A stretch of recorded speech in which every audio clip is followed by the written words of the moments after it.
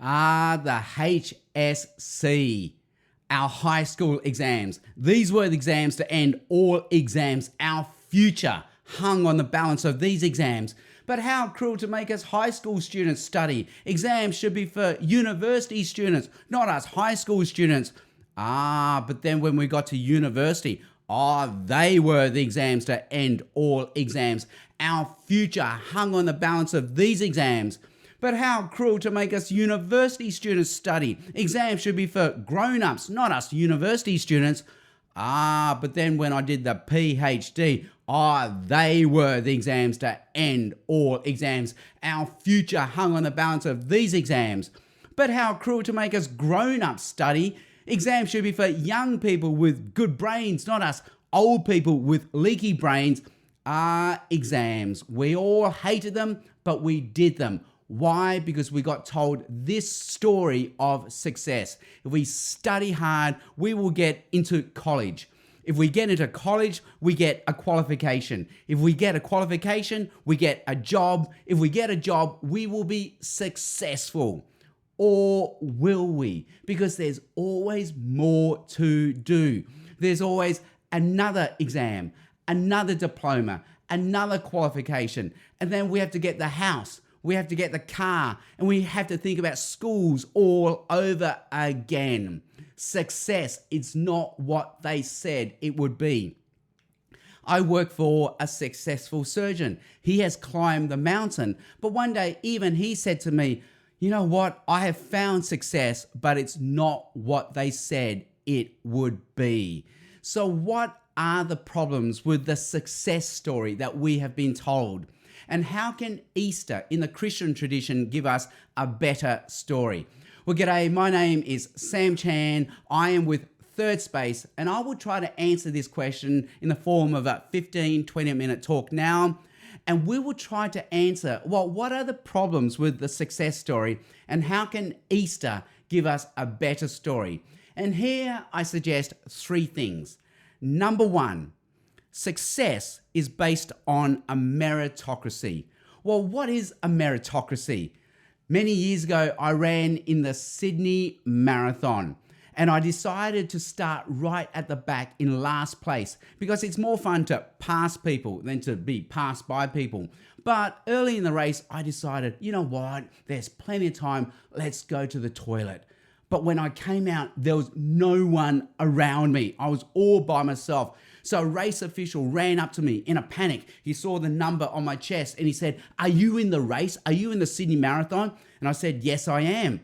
Then I said, "Am I coming last?" And he said, "You are last. You are dead last. There's no one in front of me." And I thought, wow, they should give me a trophy because that's not easy to do. There are thousands and thousands of people in this race, but I am the guy coming last. But they didn't give me a trophy because we are in a meritocracy. In a meritocracy, we have to earn our success. We have to earn our trophies. In a meritocracy, we have to earn our qualifications. We have to earn our job. We have to earn our possessions. And in a meritocracy, we're also told that we can do anything, we can earn anything as long as we try hard enough, as long as we believe. And so we should all be able to make the perfect sourdough. We should have the perfect body. We should have the perfect holiday. We should have the perfect job. We should have the perfect family. In fact, we ourselves should be perfect. And if we're not, well, it just means we didn't try hard enough. We didn't believe. That is the story of success that we've been told. But what are the problems with this story?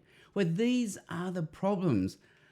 For every winner, there has to be a loser. We can't all be winners. As a young Asian kid, I was forced to learn the piano. Actually, every Asian out there was forced to learn the piano by their parents, which is funny, isn't it? Because if you tell your parents, "Hey, mum and dad, thank you for the lessons. I now want to be a professional pianist," they all say, no, don't do that. We think, well, why did you make me do all the piano lessons? Anyway, I remember when I was 5 or 6 years old, they had an end of year party for all the people who took piano lessons, and they handed out the awards. Some people got A's, some people got B's, some people got C's, and I got the Encouragement Award. Now, I was only 5 years old, but even I knew what the Encouragement Award was. It was not an A or a B. It was something else. And that's a meritocracy. In a meritocracy, there's a bell curve, but if there's a front half of the bell curve, there has to be a back half of the bell curve. And that means if you're going to have your honors, you need to have your passes. You have your A's and B's, well, you're going to need your D's, E's, and F's. And that means for all you people out there who used to score honors and A's, hey, you owe your success to us. Those of us who got passes and F's, like we took one for the team. You need to take us out for a dinner, buy us a meal, because your success was only possible because of our fails. That's how a bell curve works. This is Alain de Botton. He's not a Christian. He's written this great book called Status Anxiety. And he says the reason why we have status anxiety is because in our culture, in our story of success, we got told we deserve our successes, but then that also means we deserve our fails. And that's what gives us status anxiety. And Alain de Botton says this is a problem. And maybe we need to return to what other cultures had when they had stories of tragedy. Because what tragedy teaches us is this: many of our failures are not our fault. They're the result of a bigger story out there than just our own story. And also means our successes aren't totally due to our hard work either. So we need to be thankful and humble for our successes. And that's what the Easter story gives us. It gives us the ultimate story of tragedy. It is a story of God sending us his son, Jesus to become one of us, not just one of us, but a servant, a slave who dies an unfair, unjust criminal's death on the cross. So that is a story of tragedy. And if the God of this universe goes through a tragedy story, that means we too will have our share of tragedy in our lives. And most of the time, it won't be our fault. But this story doesn't stay just a tragedy story. No, because Jesus dies his death in our place. Jesus is basically the person at the front half of the bell curve, swapping places with us in the back half of the bell curve. So here we are, the ones with shame. Here's Jesus, the one with honor, and he switches places with us. So now we have honor. We are the guilty ones. Jesus is innocent, but now he switches places, so we become the innocent one. We're the broken ones. He is the Son of God, but he switches places, so we now become a child of God. And this is summed up by this verse in the Bible that says, Jesus suffered for sins, the righteous in the place of the unrighteous, swapping places on the bell curve to bring us to God. Jesus flips the success and the tragedy story so that now we hand over our failures to Jesus and he gives us our successes so we can be humble in our successes and wins as well. The second problem with the success story is this: success defines us. Whenever we go to a party and someone asks us, "What do you do?" we all know how this works. That is a ranking question. Based on what we answer, we will be ranked up or down the success ladder. And so I used to love this question because I used to be able to say, I am a medical doctor, and that put me right up the ladder. Suddenly everyone wants to talk to me. People want to show me their rashes. Bank managers want to give me their money. But these days when I get asked that question and I say, I am in full-time Christian ministry, I fall down the ladder. Suddenly no one wants to talk to me. People don't want to show me their rashes. Bank managers don't want to give me their money. And I can see the panic in people's eyes. They want to find someone more successful to talk to. And they say something like, oh, excuse me while I go get another drink. And I think, wow, everyone I talk to is so thirsty. Why don't they want to talk to me? Well, because success defines us, but it also traps us, because we have friends and their daughter was very successful. Their daughter would come number one, ducks in her year in a very elite high school. But then this trapped her, because every year now she had to come number one. She couldn't come second or third. You and I would be happy with second or third, but for her that was a fail. And so she had to come number one every year, and the pressure broke her. So they had to change schools for her just so she could start all over again. Success defines and traps us. This is Elizabeth Gilbert. She wrote the book, the successful book, Eat, Pray, Love. And in a TED Talk, she talks about the struggles of success. She says it's like there's this pendulum. And when we're successful, the pendulum swings way out there because people say great stuff about us.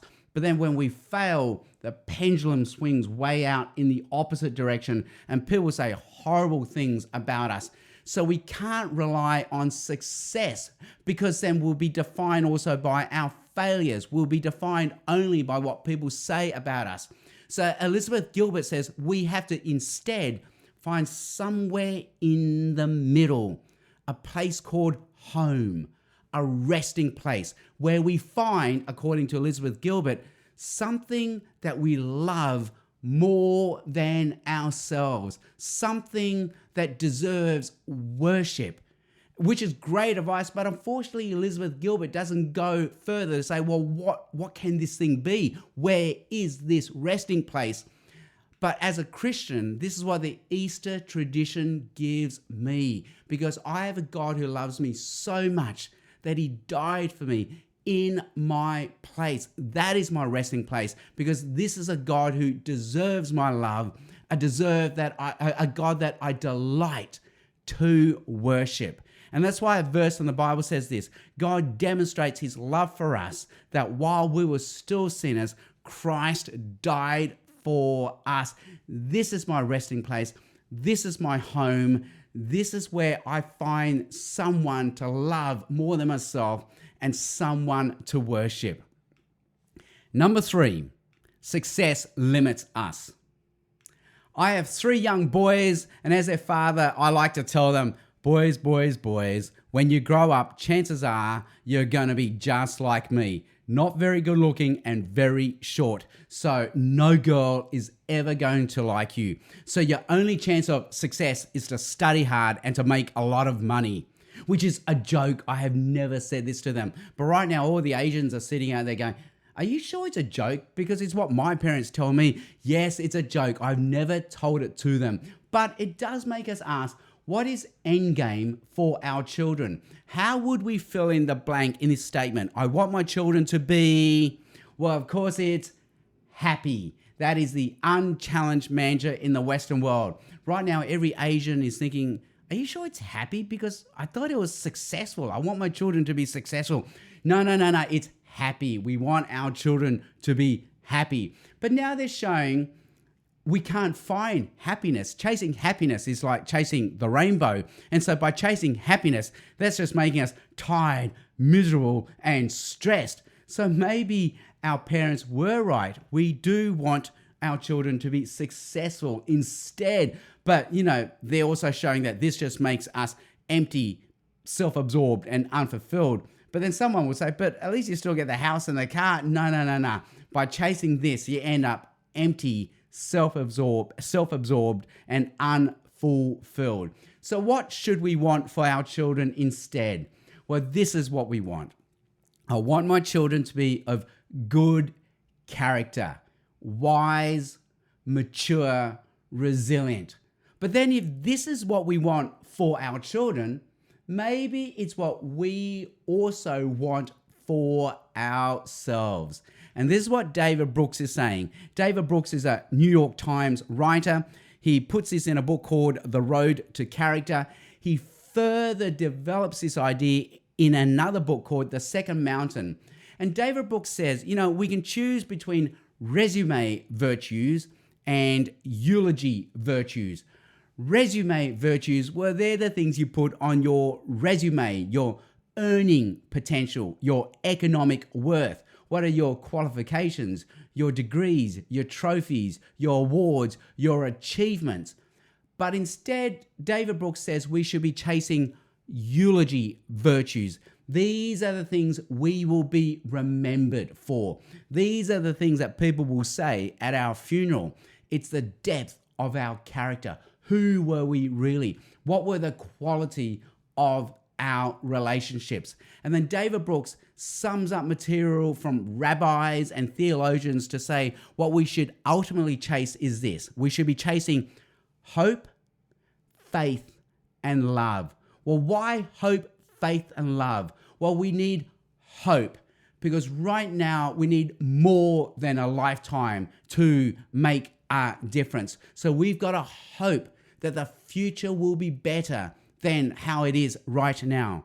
We need faith because we need to trust that there really is a bigger story out there than just my own. Something that can make sense of all the purposelessness I see around me. And we need love because we can't achieve our projects alone. And so we need to be loved by others, and we too need to love others. And the most supreme act of love is forgiveness. We need forgiveness. But where can we find this character? Because right now, as I look around in the news, it's very hard to find hope. It's very hard to find faith. And it's very hard to find love. But this is where I need the Easter story, because it gives me a story bigger than my own story to put my faith, my trust in.